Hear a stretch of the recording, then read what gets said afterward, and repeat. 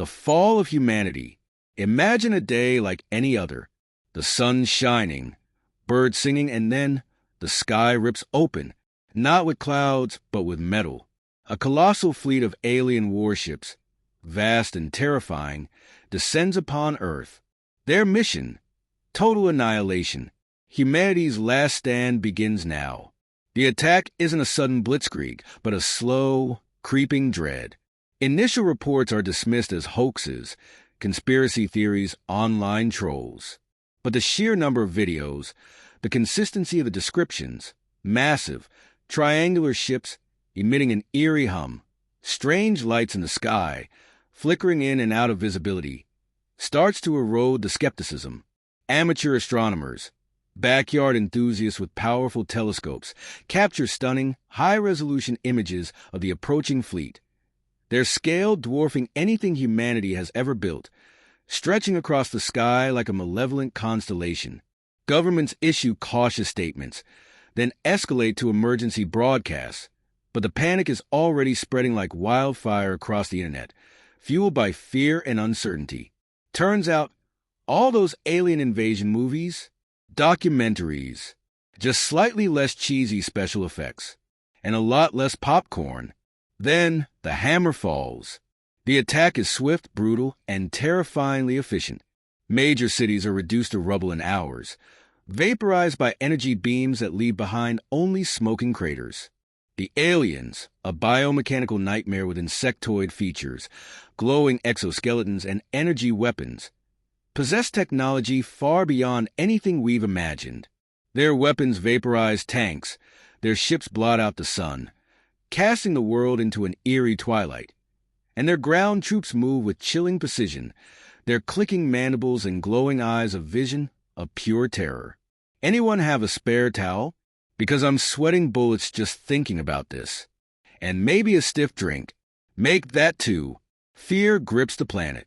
Governments crumble, communication networks collapse, and social media becomes a cacophony of terror and misinformation.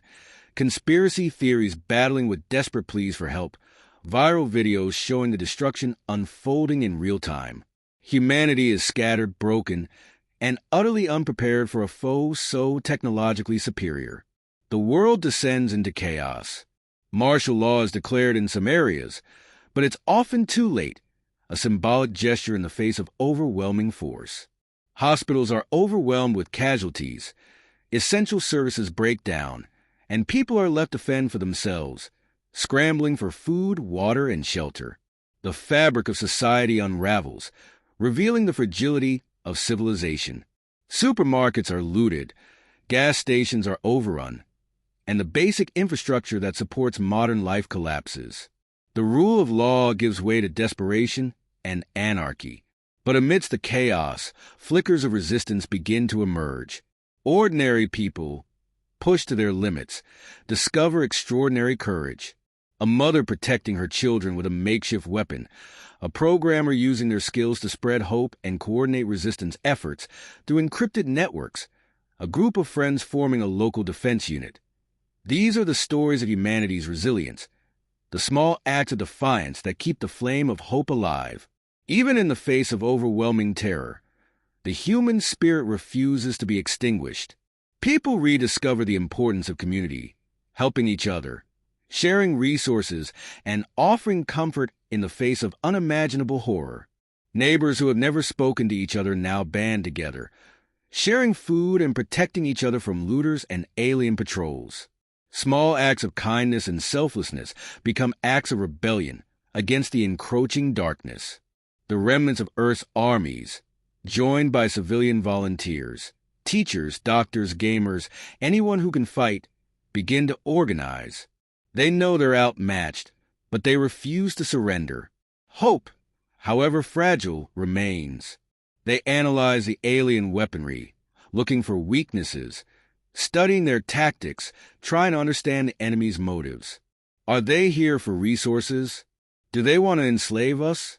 Or is it something far more sinister, something beyond our comprehension?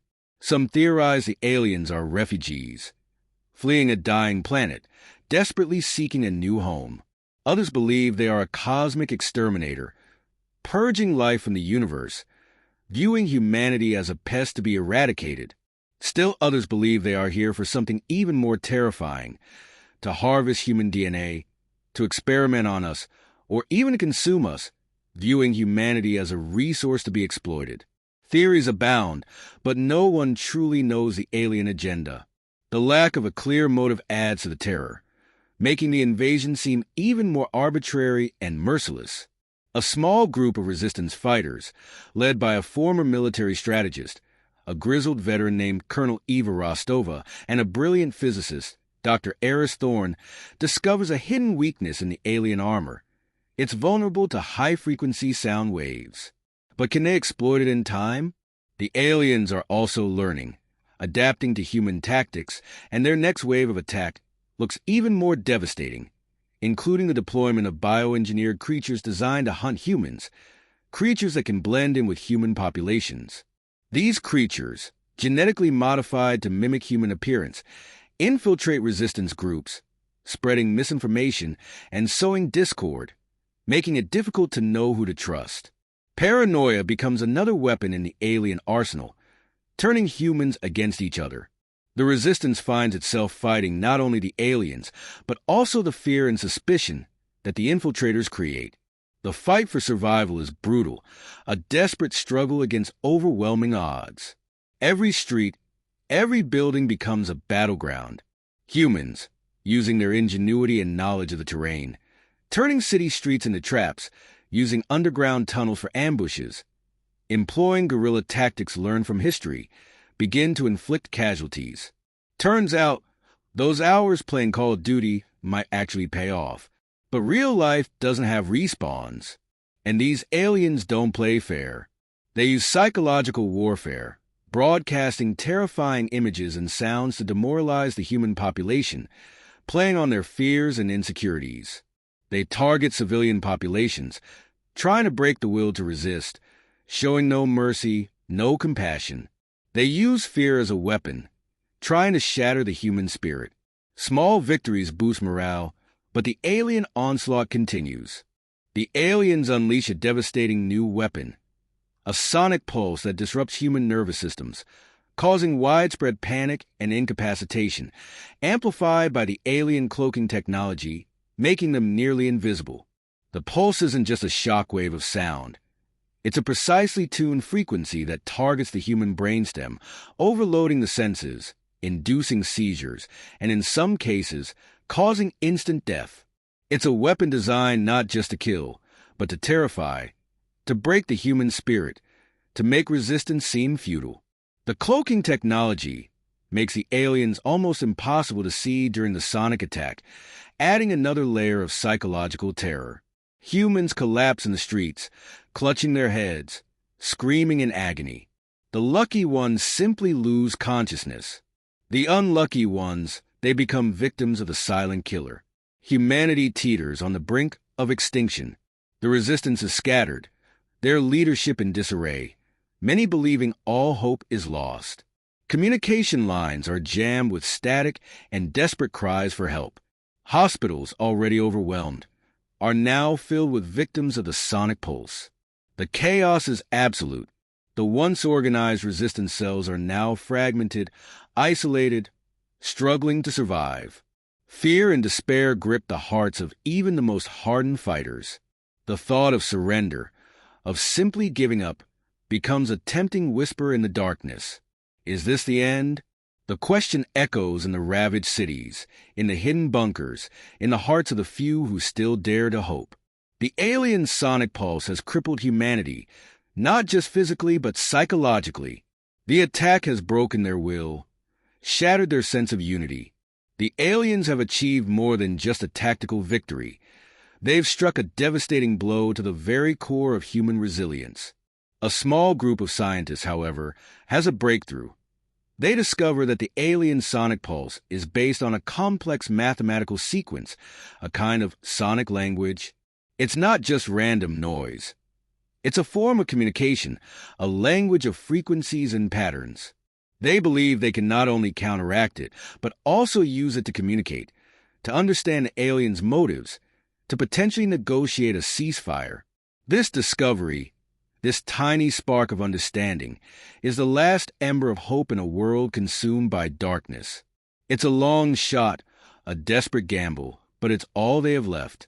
With their backs against the wall, humanity turns to its last hope, science. Hidden deep within underground bunkers, shielded from the alien sonic attacks by layers of lead and reinforced concrete, scientists race against time to develop a weapon, a defense, anything that can turn the tide.